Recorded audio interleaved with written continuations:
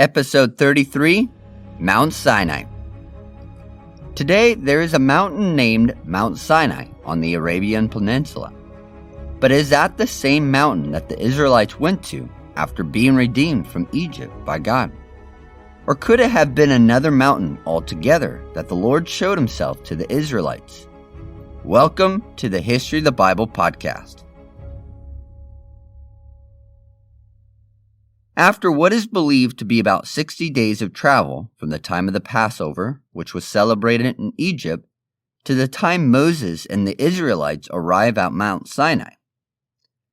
This is the same mountain that God promised to bring back Moses to in Exodus 3, verse 12. And this was the fulfillment of the sign to Moses that God was with him, that Moses would come back to the mountain where it all started, where Moses encountered God in the form of a bush on fire and was called to go back to Egypt. Much has happened since that time. Where the Mount Sinai that is mentioned in the Bible is unknown. Today, a mountain on the south-central part of the Sinai Peninsula is considered Mount Sinai, but it's called Jebel Musa, meaning the mountain of Moses, either this one mountain or one nearby in the high mountain regions of the peninsula. The traditions of this mountain on the peninsula being thought of as Mount Sinai comes from a Christian tradition, but no Jewish tradition is left to say if this is true or not. This Christian idea of the mountain being Mount Sinai originates from the 4th century, which means that 1800 years have passed from the time of the law being given to Moses. But no one knows why the Christians of that period chose this mountain. The one piece of Jewish tradition that is still around today is that the Mount Sinai was a shorter mountain. Jebel Musa is almost 7,500 feet tall. Scholars say that several other things point out that the mountain that is thought today to be the mountain of God is incorrect. Mount Sinai has a couple of different names that it goes by. It can be referred to as the Mountain of God, Mount Paran, or Mount Horeb. Even this is thought by other scholars to be incorrect.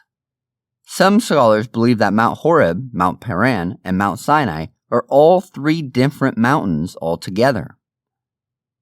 When trying to determine the location of the biblical Mount Sinai, the path that the Israelites traveled needs to come into consideration, although the route in which they traveled is debated as well.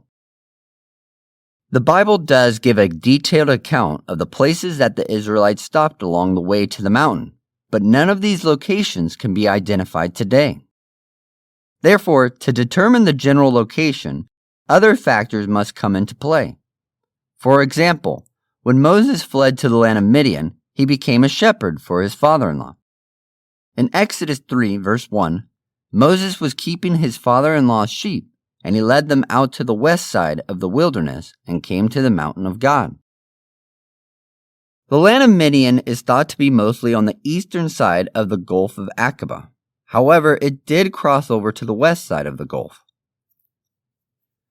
The reason that scholars began to question that Mount Sinai during Moses' time is located on the south point of the Sinai Peninsula is that if the land of Midian were mostly located on the east side of the Gulf of Aqaba, then for Moses to travel to the southern point of the peninsula is a very long way to travel, especially with herds of animals. As scholars begin to look into the current location of Mount Sinai, other reasons surface as to why they believe that this is not the same mountain from the time of Moses. First off, scholars point out that the mountain today called Mount Sinai is the opposite direction of the Promised Land. Although the Israelites were known for taking a long way around to destinations.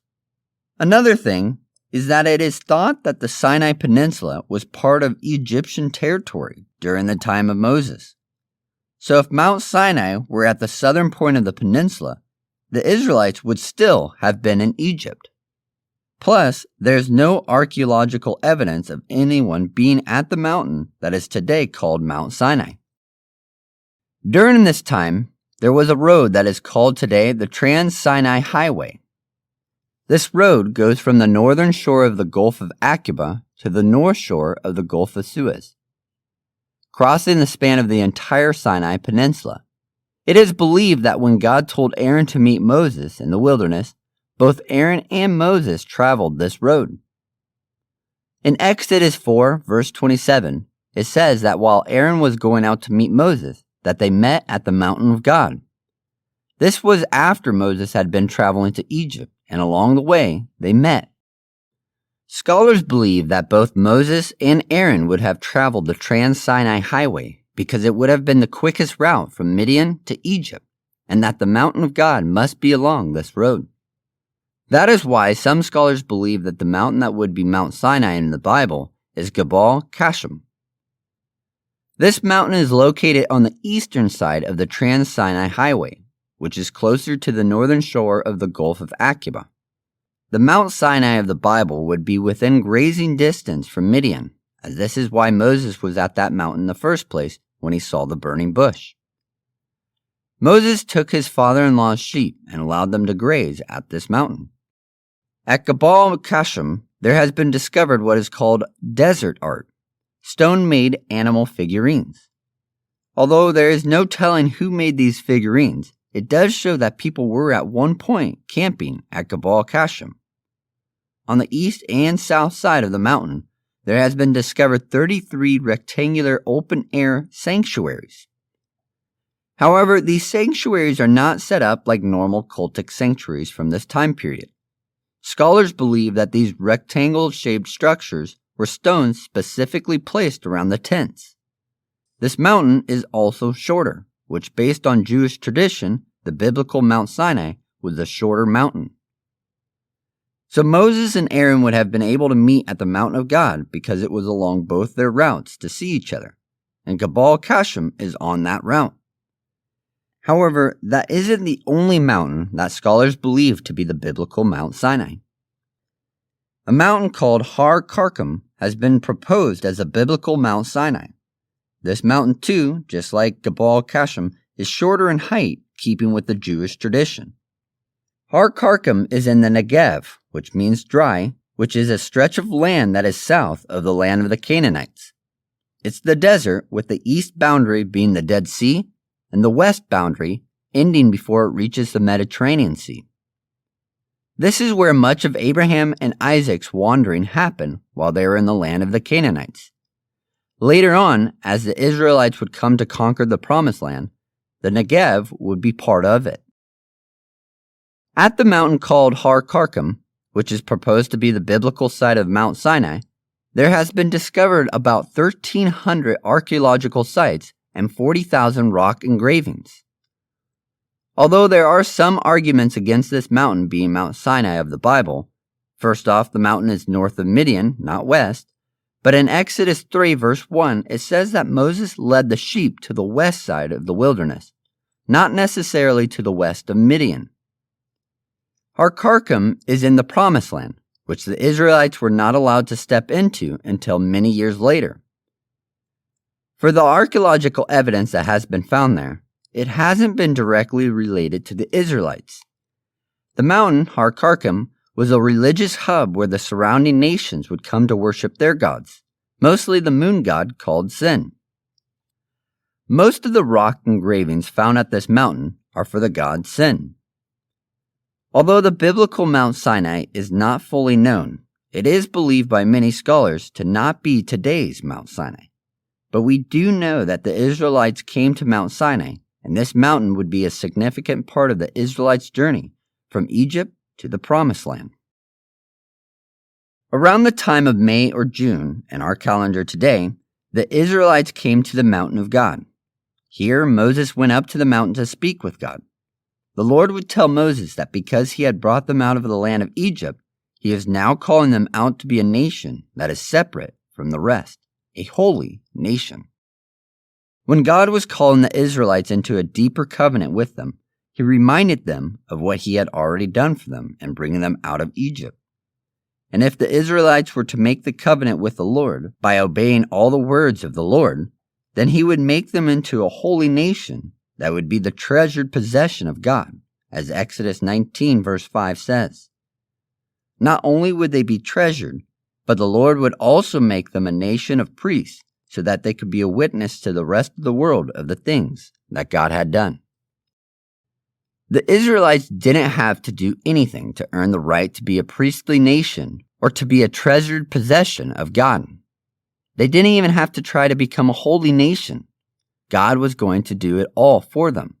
All that they had to do was obey the voice of God and keep His covenant. That's it. So Moses spoke these words to the elders of Israel, to which they replied that they would do as the Lord had spoken. They would obey His voice and follow His covenant. When Moses heard these words from the elders of Israel, he went back up on the mountain and told God their answer. In Exodus 19, verse 9, after hearing the answer of the elders of Israel, the Lord told Moses that He would show Himself to the people in a thick cloud.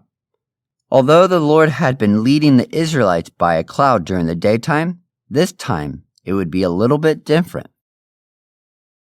Instead of just being a thick cloud, the Lord was going to speak to Moses, and all of Israel was going to hear the Lord. The Lord told Moses that the people need to concentrate themselves, or in other words, set themselves apart. This was to be done through the washing of the body and clothes. For 2 days they were to prepare, and on the third day the Lord would come down upon Mount Sinai for all to see. However, the people were not allowed to go past a certain point. In Exodus 19, verse 12, it says that Moses is to set up a boundary all around the edge of the mountain that the people would not cross. And if anybody went past this boundary, they were to be shot with an arrow or stoned to death. But they were not allowed to be touched. This included animals as well. The people were only allowed to come towards the boundary of the mountain when the trumpet was blasted, not until then.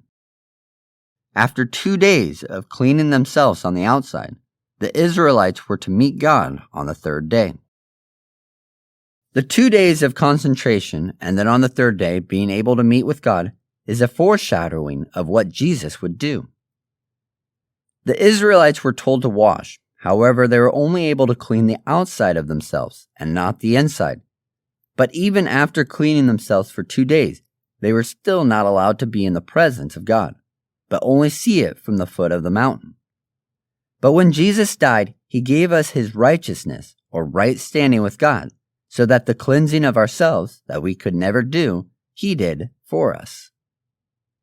And because of that, we can now be with God in a deep and personal relationship.